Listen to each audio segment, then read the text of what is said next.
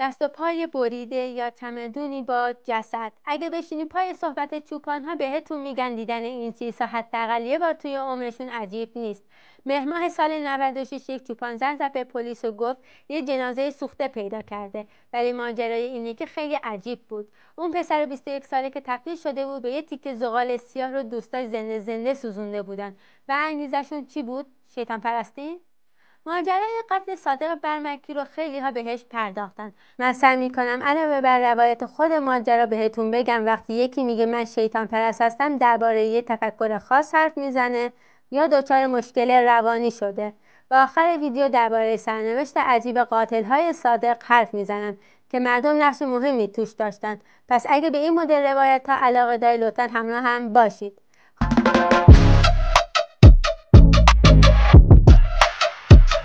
خانواده صادق خانواده معمولی و البته مهربون بودند. صادق خواهر کوچکتر از خودش داشته و مادرش میدونست با اوضاع قمر در اغلب گرونی مملکت نمیتونه بچه‌هاش رو به خوبی به جایی برسونه مگر اینکه خودش هم کار کنه. بچه‌ها هم قدر محبت پدر مادر رو میدونستن و همیشه باهاشون رو راست بودن. 30 شهریور 1396 صادق به مادرش گفته میخواد بره مهمونی یکی از دوستاش که قرار بوده برای همیشه از ایران بره. همون مهمونی گوتاپاتی خودمون. صادق دانشجوی حسابداری بود و مهمونی هم یه جمع دوستانه دانشگاهی. صادق قرار بود شب برگرده خونه ولی وقتی شب از نیمه میگذره و خبری ازش نمیشه مادرش بهش زنگ میزنه ولی صادق جواب نمیده.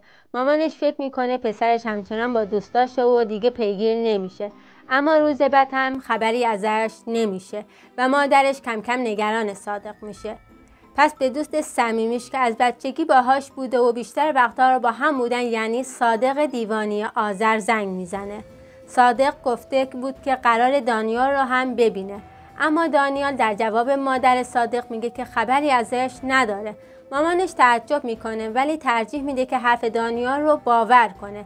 جستجو برای پیدا کردن صادق ادامه پیدا میکنه ولی به جایی نمیرسه. خانواده برمکی دوباره سراغ دانیال میان و این دفعه اون میگه صادق رفته تبریز پیش یکی از دوستاش و برمیگرده، نگران نباشید. دایی صادق حس میکنه ماجرا مشکوکه و میره اداره آگاهی و اعلام مفقودی میکنه. پیگیری سرنوشت صادق تا 4 روز بعد ادامه پیدا میکنه ولی هیچ سرنخی پیدا نمیشه تا روز 3 مهر ماه که یه چوپان وقتی داشته گله‌ش رو از چرا برمیگردونده متوجه یه جسد سوخته میشه که به نظر یه آدمه. با توجه به اینکه یه پرونده مفقودی هم برای صادق تشکیل شده بود این فرض پیش میاد که ممکنه این جسد مال صادق باشه. تن‌پیمایی‌های جنازه توی پزشکی قانونی برای کشف هویت قربانی یک کار زمان بره چون جسد به قدری سوخته بود که قابل شناسایی نبوده. پلیس از خانواده صادق میپرسه چیزی همراه پسرتون بود که بشه بفهمیم این قربانی صادق هست یا نه؟ مادر میگه صادق موقع رفتن کلید خونه مادر بزرگش رو برد و یه انگشتر هم با مشخصات دستش بود. اینا چیزاییه که با مشخصات قربانی مطابقت داشت و پلیس خبر دردناکی رو به خانواده برمکی میده. جنازه کشف شده متعلق به صادقه. این بار دایره قتل وارد ماجرا میشه تا بفهمه پسری که لباس مهمونی پوشیده بود چرا ناگهان در جایی دورتر از مهاباد سوزانده شده. مامانش برای پلیس قضیه مهمونی رو میگه و از دانیال اسم میبره. پلیس میره سراغ دانیال دیوانی آذر و 2 تا دیگه از دوستاش به اسم دانیال زین‌العابدین و کمال اصغری که شب گم شدن صادق با هم بودن. هر 3 نفر ملاقات صادق رو به کل انکار میکنن و میگن خبر ندارن چه اتفاقی براش افتاده. پلیس داشت دنبال شواهد و مدارک میگشت که سر و کله یه دوست دیگه به همراه خانواده صادق در اداره آگاهی پیدا میشه، کسی به اسم نیما.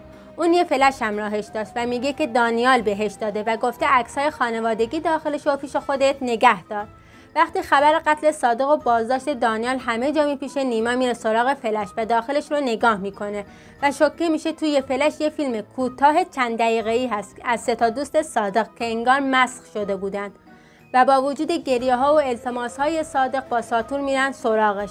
تکه دیگه یه فیلم مال روز بعده، وقتی همون 3 نفر برگشتن سراغ صادق در حالی که صادق هنوز نفس میکشه. تمام اون شبی که مادر صادق فکر میکرده پسرش در حال خوشگذرونی با دوست داشته، صادق با تنی آشولاش وسط بیابون داشته با مرگ میجنگیده و فرداش وقتی مامانش دوباره میره پیش دانیال، اون هنوز زنده بوده، ولی دوستاش بعد برگشتن خانواده برمکی برمیگردن سراغ صادق و با بنزین آتیشش میزنن. برای اینکه شکل سادیستیک قتل رو بهتر درک کنی، باید بگم که بنزین یه ماده بسیار قابل اشتعاله و در تمام اکسیژن و شعله ور شدن به سرعت دماش میره بالا و همین باعث میشه شدت دردی که یه نفر موقع سوختگی تجربه میکنه خیلی عمیق باشه، چون قربانی در مرکز آتیش قرار داره، پس گازهای سمی و دوده ها رو داره تنفس میکنه و در نهایت از کار افتادن ارگانهای حیاتی قربانی رو از جهنمی که داخلش هست خلاص میکنه. نیما وقتی فیلم رو داخل فلش میبینه به حدی میترسه که بلافاصله ماجرا رو به پدرش میگه و اونا همراه هم میرن سراغ خانواده برمکی و بعد هم میرن پیش پلیس. 3 قاتل با وجود این مدرک انکارناپذیر بالاخره مجبور میشن به قتل اعتراف کنن. پلیس گوشی اونها رو میبره برای بررسی و بخش‌های جدید فیلم که از حافظه پاک شده بودن رو دوباره بازیابی میکنه و به این ترتیب معمولاً به یه فیلم 15 دقیقه‌ای میرسن که هضم اون برای هیچ آدم سالمی راحت نیست. متهما اعتراف میکنن صادق رو توی همون مهمونی با دادن مشروبی که توش قرص خواب‌آور بوده بیهوش میکنن و میبرنش بیرون شهر و اونجا با ساطور و بعد سنگ‌های بزرگ نوبتی بهش ضربه میزنن، اما صادق هنوز زنده بود. اون رو با همون حالت نیمه هوشا برمیدارن میبرن یه جای دیگه رها میکنن. توی فیلم صادق تا حدی هوشیاریش رو به دست میاره و به دانیال التماس میکنه کمکش کنه، ولی اون اهمیتی نمیده. حالا که این فیلم پیدا شده، سوال مهمی وسط میاد: چه چیزی باعث شده 3 تا جوان، یکی 17 ساله و 2 تا دیگه 19 ساله، تصمیم بگیرن کسی رو که از نزدیک میشناختن به این شکل ظالمانه بکشن؟ قاتلان درباره انگیزه کشتن حرفهای مختلفی میزنن. یکیشون میگه ما از ترس دانیال این کارو کردیم، چون اگه این اتفاق نمیافتاد خودمون رو میکشت. یکی میگه دچار جنون شده و نفهمیده چی کار کرده. خود دانیال دیوانی آذرم میگه قضیه اختلافات ناموسی بود. این خبر که پخش میشه اسم یه دختر میاد وسط به اسم تارا، کسی که دانیال مدعی به خاطر رابطش با صادق و بدگویی‌های پشت سرش کاری کرده که دوست قدیمی اونها از بین بره. پلیس میره دنبال تارا. اون میگه من فقط دوست معمولی صادق بودم و از نظر من پسر سالم و خانواده داری بود، برعکس دانیال که همیشه رفتارهای عجیب و غریب داشت. درباره صحبت‌های تارا جلوتر صحبت میکنم، اما به هر حال تارا میگه قضیه رقابت عشق ناموسی دروغ محضه. این وسط اسم 2 تا دختر دیگه هم میاد که یکیشون به گفته تارا دوست دانیال بوده و مدتی بعد با تصمیم شخصی ازش جدا میشه و هیچ ربطی هم به صادق نداره. هر 3 جنایتکار اما هیچ حرف دیگه‌ای که انگیزه اونها رو شفاف کنه نمیزنن، ولی خانواده صادق از جمله عموی صادق یعنی منصور برمکی میگه که برادرزادش قربانی یه عده شیطان پرست شده. این ادعا جدی گرفته میشه، چون توی فیلم دانیال که جلوی جسد آتیش گرفته صادق ایستاده با انگلیسی میگه من شیطانم. مستندی هم که شاهین صمدپور راجع به این ماجرا ساخته، یکی دیگه از دوستای صادق میگه روی دست دانیال خالکوبی مثلثی با چشم وسطش رو دیده. میگن که دانیال شیطان پرست شده. تارا اما حرفهای جدی تری هم داره. اون میگه دانیال مدتی رفتارهای کاملا عجیب شده داشت، دندونهاش رو تیز کرده بوده و حرفهایی میزده که ما رو نگران میکرد. تارا میگه صادق از دانیال و دوستاش یه سری فیلم و مدرک داشت که اگه دست پلیس میافتاد ممکن بود براش دردسر درست کنه و حتی تاکید میکنه اونا از قبل نقشه قتل صادق رو کشیده بودن، چون یه بار دانیال گفته بود این قضیه با مرگ تموم میشه. اما اینا همه حرفهایی هست که افراد بیرون ماجرا زدن. 3 نفری که در جنایت دست داشتن چیزی نگفتن. گفتن به هیچ شکلی توی فضای عمومی منتشر نشده. برای اینکه ببینیم دانیال و دوستاش واقعا عضو فرقه شیطان پرستی بودن یا نه، باید یه مروری کنیم روی ماجرای این فرقه در جهان اونا از که مورد توجه قرار گرفته. قضیه شیطان پرستی اولین بار توی سال 1980 با انتشار کتاب یه روانکاو تبدیل به یه ماجرای جدی شد. کتاب میشه راجع به آزارهای جسمی و جنسی گروهی که خودشون رو بنده شیطان لقب دادن و به شکل سازمان یافته در یک مهد کودک مشغول آزار و جنایت علیه بچه‌ها بودند. بچه‌ها انتشار این کتاب باعث شد روانکاوها حامیان غول کودک و کشیش‌ها دور هم جمع بشن تا علیه فرقه ضد مذهبی اعلام خطر کنند. انتشار این کتاب گره خورد با پخش 3 فیلم معروف درباره شیطان پرستی سازمان یافته. معروف ترینش بچه رزماری اثر رومن پولانسکی بود و خود این فیلم اتفاقات عجیبی که برای بعضی از اعضای گروه فیلم اتفاق افتاده قضیه تسخیر شدن با شیطان رو بیشتر برجسته کرد. قبل از اینکه ادامه بدم میخوام بدونم دوست داری راجع به این قضیه یه ویدیو داشته باشیم؟ اگه تو کامنت ها درخواست زیاد باشه حتما اون ویدیو رو میسازم. به هر حال تا 10 سال بعد توی آمریکا عده زیادی درگیر داستان سازمان‌های پنهان شیطان پرستی شدند و حتی کنگره آمریکا یه بودجه مفصل برای محافظت از بچه‌ها در برابر آزارهای شیطان پرستی در نظر گرفت. تا سال 1994 نزدیک به 12,000 شکایت به پلیس رسید و اونا مجبور شدن ادعاها رو بررسی کنن و در نهایت به این نتیجه رسیدن همش غیر مستنده. یعنی چی؟ یعنی قضیه شیطان پرستی وجود داره، عده‌ای هم بهش ایمان دارن، ولی معنیش این نیست که واقعا شیطان در وجود آنها حلول میکنه و اونها رو با نیروهای شر مجهز میکنه تا برن سر وقت مردم. و مهمتر از اون هیچ سازمان مخفی برای جمع کردن کل شیطان پرست ها وجود نداره. هرچه که هست همین اعتقادهای درون گروهی کوچیکی که عده‌ای رو دور خودش جمع میکنه و البته که اونا ممکنه جنایت هم بکنن. توی ایران ماجرا یه خورده بالا و پایین داره. این قضیه شیطون گولم زد و شیطین رفت تو جلدم یکی از پرتکرارترین دلایل قاتلا و دزدا و کلا جنایتکارها توی ایرانه که سعی میکنن از جرمشون فرار کنن. قضیه فریب خوردن از طرف شیطان بعد از انقلاب تشدید هم شده، چون باور مذهبی ما اینه که شیطان مدام در کمینه و هر کی حواسش جمع نباشه به دامش میفته. از اون طرف توی اخبار مربوطه به مهمونی‌های زیرزمینی که پلیس بهشون حمله میکنه مدام گزارش‌های بیرون میاد درباره دستگیری باندهای شیطان پرستی. از بعضی هاشون عکس و فیلم هم منتشر شده. از اونجایی که منتشر کننده این اخبار بیشتر خود نهادهای حکومتی هن، نمیشه دقیق گفت چقدر این ادعاها و ربط داشتن به گروه‌های شیطان پرستی درسته، چون اونا حتی کسایی که طرفدار گروه‌های موسیقی راک متال هستن هم جزء فرقه‌های شیطان پرستی معرفی میکنن. این قضیه به قدری شوره که وقتی شاهرخ و سمیه توی دهه 70 یعنی همون زمانی که تب دستگیری شیطان پرستا توی آمریکا بالا گرفته بود، خانواده سمیه رو کشتن. توی تلویزیون گفتن چون موسیقی متال گوش میدادن و دنبال عقاید شیطانی رفته بودن دست به این جنایت زدن. یعنی بررسی ریشه های روانی مسئله رو با همین یه توجیه ساده به کل بیخیال شدن. یکی از کسایی که خیلی جدی روی این فرقه های سازمان یافته ضد مذهبی مانور میده رائفی پوره. اما اونچه که من طی سالها راجع به این قضیه دیدم و شنیدم و خوندم این بوده که تحقیقات منتشر شده ای راجع به این قضیه توی ایران که در دسترس عموم باشه نداریم. هرچی هست همین اطلاعات جسور گریخته است که اینور اونور منتشر میشه.